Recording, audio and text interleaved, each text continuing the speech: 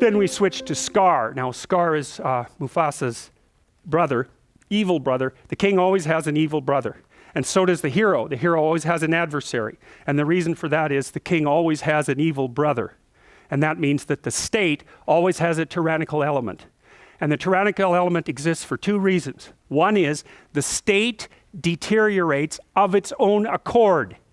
And that's an entropy observation. What that means is that the state is a construction of the past, right? But the present isn't the same as the past. And to the degree that the past is mismatched with the demands of the present, then it's tyrannical. It's malfunctioning. And so it's a continual problem with the state. It's always 2 steps behind the environment. And so then that means that the awareness of living people has to update the state. And so Mircea Eliade, who's a great historian of religions, looked at flood stories from all over the world, because there are flood stories from all over the world, partly because there are floods all over the world. But there's a psychological reason too. So you imagine that New Orleans was wiped out by a hurricane, right? A flood. And you say, well, that was an act of God. But then you think, wait a second.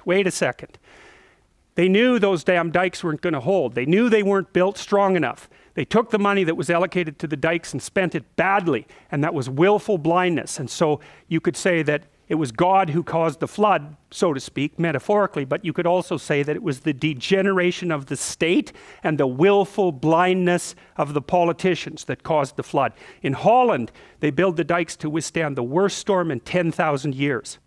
In the southern US, they built them to withstand the worst storm in 100 years. And they knew that that was insufficient. And so the flood, if there's a flood, well, you can say, well, that's an act of nature. But you can also say, just wait a sec.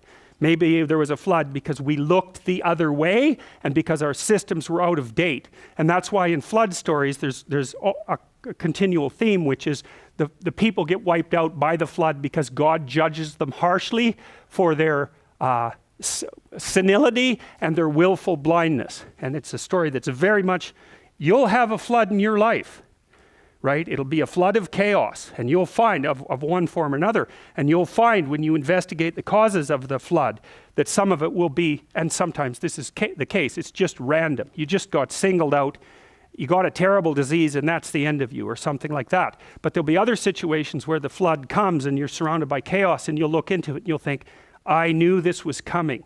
I knew I wasn't paying attention. I knew I hadn't sorted things out.